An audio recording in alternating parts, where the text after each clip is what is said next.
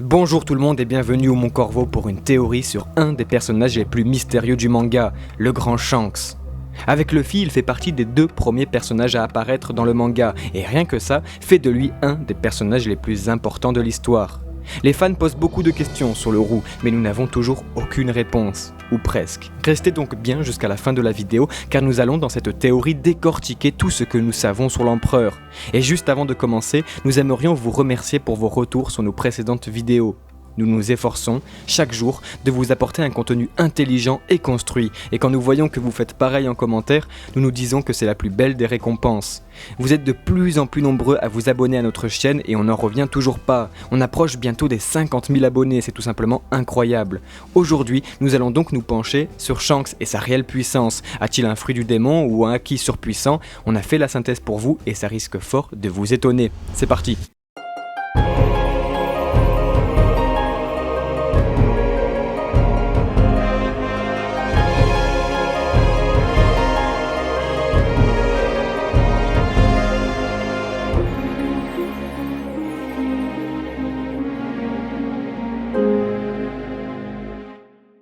Comme nous disions en introduction, Shanks est l'un des tout premiers personnages à apparaître dans le manga, et le moins que l'on puisse dire, c'est que malgré son absence presque intégrale dans la narration, il est l'un des personnages les plus importants. On ne compte plus ses secrets ou interventions suspectes, ni ses démonstrations de force tout simplement incroyables, et c'est cela qui va faire le sujet de notre vidéo.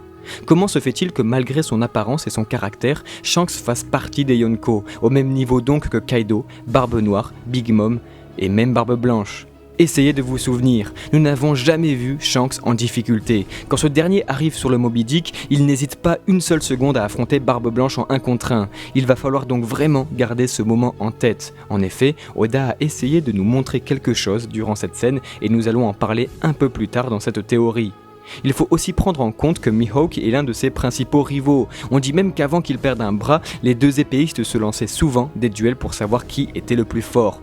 Vous vous rendez compte? On parle bien du plus grand épéiste du monde qui confrontait sa force avec celle du roux. Nous sommes alors en droit de nous poser les questions suivantes. Comment se fait-il que Shanks soit aussi fort? A-t-il mangé un fruit du démon ou bien possède-t-il une nouvelle forme de haki?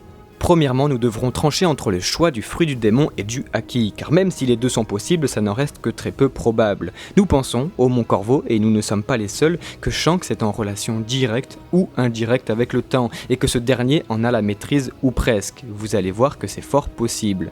Souvenez-vous, à chaque apparition de Shanks, nous le voyons arriver de nulle part. Absolument rien, ni personne n'en fait la remarque avant même que ce dernier ne se montre.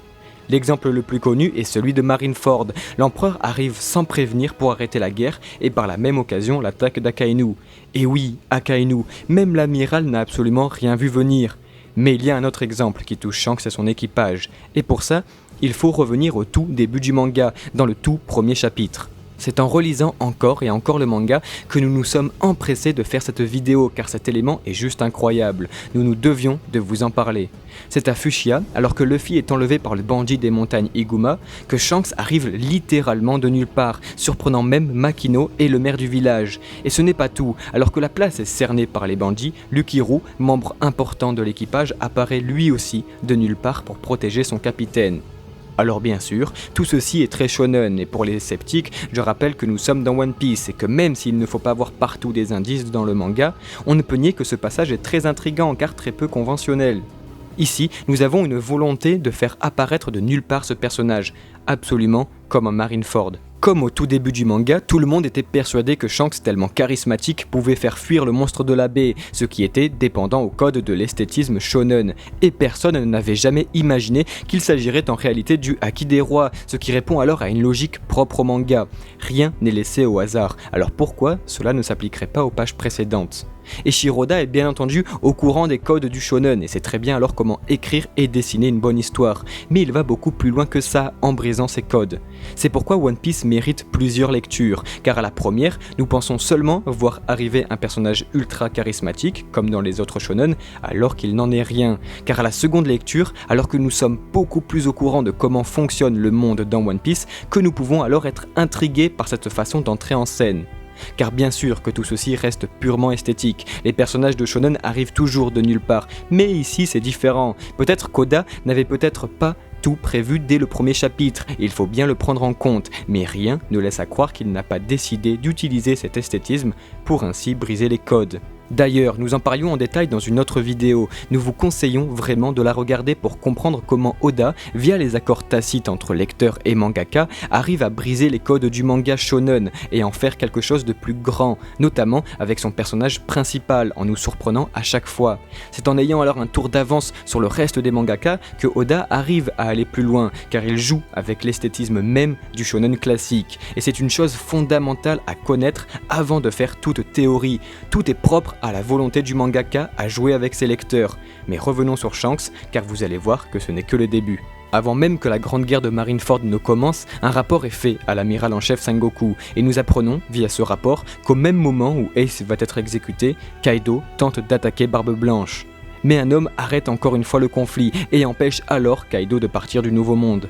Il s'agit bien sûr de Shanks. Alors comment a-t-il réussi à stopper Kaido ? Beaucoup pensent à l'alcool qui est la faiblesse de l'empereur, et c'est une très bonne idée, il est même presque sûr que ce soit cela, mais ce n'est pas ce qui nous intéresse ici. Car comment se fait-il alors que Shanks, se trouvant dans le Nouveau Monde, arrive à se rendre si rapidement à Marineford, en prenant en compte que la guerre ne dure que quelques heures seulement ? C'est tout simplement impossible, il y a forcément quelque chose derrière tout ça.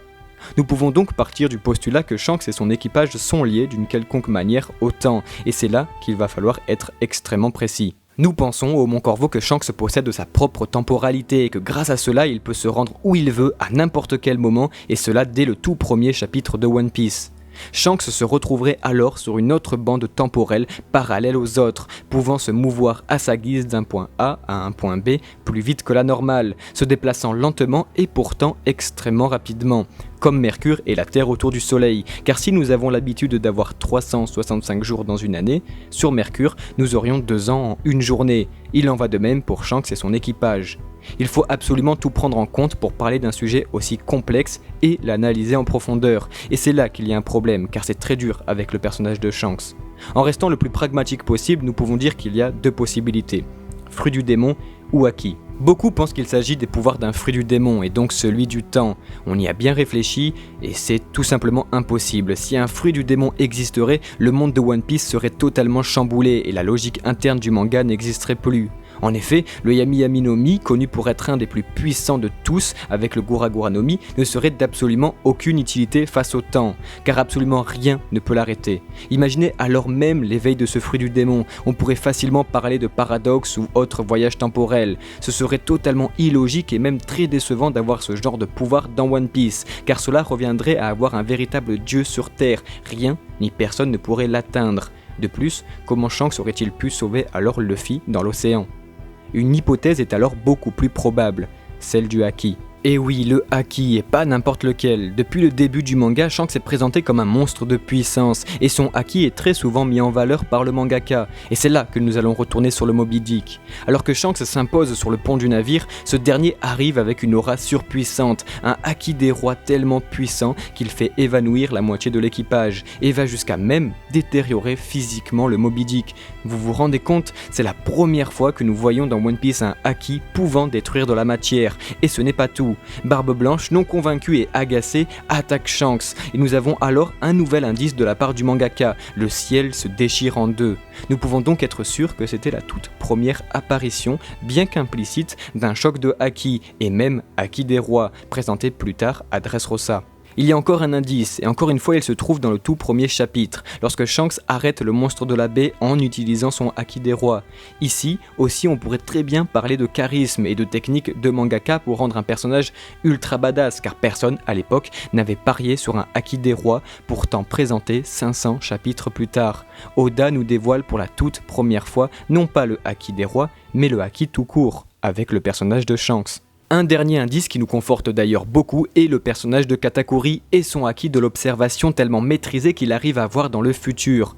On a ici la première mention explicite de la notion du temps par le mangaka, c'est juste la meilleure des façons de l'introduire, car ici nous ne parlons pas de dilatation du temps ou de temporalité différente, mais seulement de la possible vision du futur, ce qui laisse alors à présager d'autres pouvoirs concernant le temps dans One Piece, en relation bien sûr avec le Haki.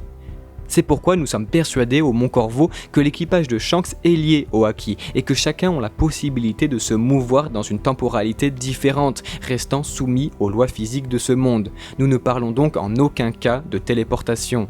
Voilà pourquoi Lucky Roux arrive de nulle part, comme son capitaine, sans parler de Ben Beckman qui surprend même Kizaru à Marineford. C'est juste la folie, ils arrivent tous de nulle part et c'est bien les seuls de tout le manga à faire ça à chaque fois. Nous vous invitons à relire le manga pour vous en rendre compte, et encore une fois, en prenant bien sûr en compte le côté esthétique du manga et la volonté d'Eiichiro Oda à nous surprendre, car il va sans dire que Zoro ne se téléporte pas face au Baroque Works au chapitre 107. Un dernier point important que nous n'abordons jamais au Mont Corvo mais qui ici a sa place, celui des jeux vidéo. Peut-être ne le saviez-vous pas mais il existe beaucoup de jeux de combat sur One Piece et étant fan de ces derniers, à chaque sortie nous nous posons toujours la même question. Comment vont-ils rendre le gameplay et donc la façon de jouer le personnage de Shanks à l'écran ? Alors que nous ne connaissons rien de lui, il apparaît pourtant dans tous les jeux vidéo. Et bien sûr, son gameplay est basé sur l'utilisation du Haki, et surtout sur celui des rois. Encore plus fou, certaines de ses attaques spéciales sont même d'arrêter le temps pour infliger une attaque fatale. Bien sûr, tout ceci reste à prendre avec des énormes pincettes, mais nous trouvons ça très intéressant d'en parler. Enfin, comme vous savez, Shanks est directement mis en opposition avec Barbe Noire, en affirmant que de toutes ses cicatrices, celle qui lui fait le plus mal est celle à son œil, faite par Teach lui-même. Nous sommes sûrs que nous aurons plus tard dans le manga une confrontation entre ces deux équipages, un règlement de compte que tout le monde attend, surtout en sachant que Shanks était très attaché à Ace et à Barbe Blanche. Voilà pourquoi le Haki est plausible, car il est l'ennemi des fruits du démon, le némésis parfait pour rester en opposition. Et qui est celui qui traque tous les utilisateurs de fruits ? Et oui, Barbe Noire. Comme précisé par Oda, le Haki est une force de l'esprit, alors que les fruits du démon sont purement physiques. Nous aurions ici le droit à un combat des plus impressionnants de tout le manga, la force du corps contre celle de l'esprit. Imaginez alors une guerre opposant ces deux grands pirates, et là nous parlons d'empereurs, nous n'avons jamais vu de Yonko se battre entre eux dans le manga, nous pourrions même imaginer une alliance avec Luffy pour faire tomber le fameux Marshal D. Teach, mais ça c'est une autre histoire. Et voilà les amis concernant le mystérieux personnage de Shanks. C'était un réel plaisir que d'en parler avec vous car nous adorons ce personnage et comme dit précédemment, c'est en relisant le manga que nous bloquons sur des passages et alors nous avons vraiment trop envie de partager tout cela avec vous. On espère vraiment que la vidéo vous aura plu et que nous avons réussi à vous apprendre des choses sur le personnage ou sur les mécaniques du monde de One Piece qui est toujours en mouvement car très instable. Encore une fois, on espère que notre travail vous plaît car nous tentons d'apporter toutes nos connaissances pour mieux comprendre le monde de One Piece. Et comme nous savons Eiichiro Oda extrêmement cultivé, il faut donc des fois partir même dans la mécanique quantique pour démontrer la logique interne du manga, tout en faisant attention à ce qu'Eiichiro Oda tente de nous faire comprendre ou tente de nous faire seulement voir. Et c'est ce qui est très excitant. Merci à tous d'avoir regardé cette vidéo jusqu'au bout, on se retrouve très vite au Mont Corvo pour de nouvelles vidéos et d'ici là, portez-vous bien, bye bye.